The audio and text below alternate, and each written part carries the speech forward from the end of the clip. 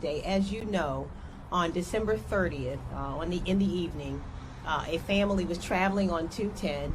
Two parents, along with three absolutely beautiful children, Alexander and Rosalie, who were twins, 5-year-old twins, and their brother Isaac, a 1-year-old baby, were in the car, actually headed home from a worship service, when their car was in a collision with someone who was suspected of being under the influence at the time. And as a result of that accident, those three children were killed on this road behind us, and their parents are still recovering.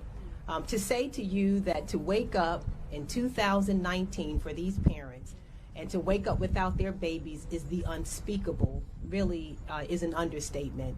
And so today, those parents and their family members and our entire community is continuing to grieve not only the loss of these babies, but we have had way too many similar losses on Route 210. There have been so many grieving families, many of whom I have interacted with after a tragic accident has happened on this very road. And so we're here this afternoon.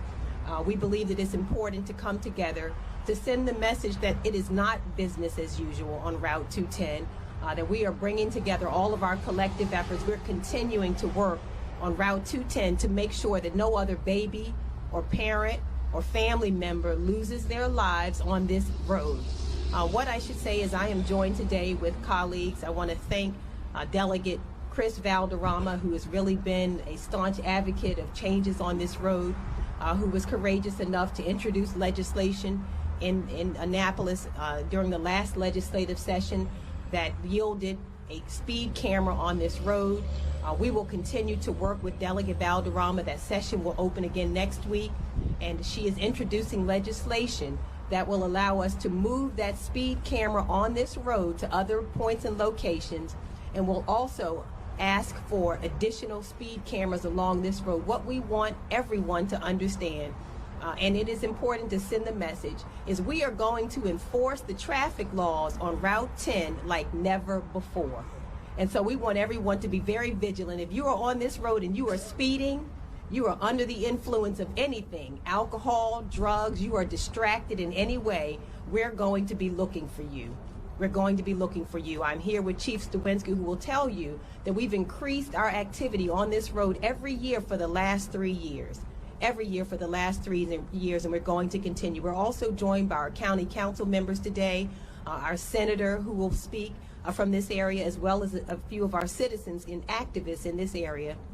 And we'll be combining our efforts to make sure that we continue to make this road safer. But I should also say to you that no amount of enforcement will matter unless the community accepts its responsibility as well. We have to change the behavior of motorists who travel on this road.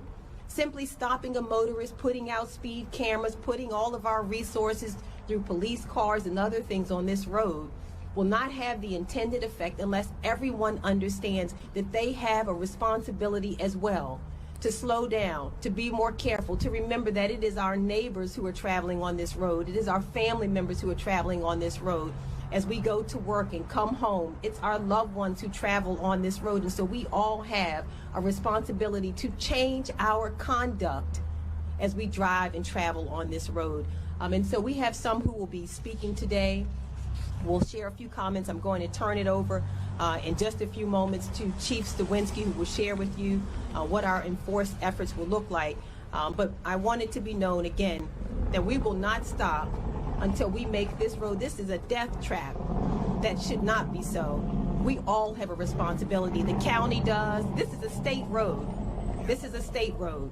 And so that's important as well, that we will be working with the governor and be working with the state, who also has a responsibility to make sure that our families are safe when they drive on this road. So I want to turn it over now to Chief Stawinski.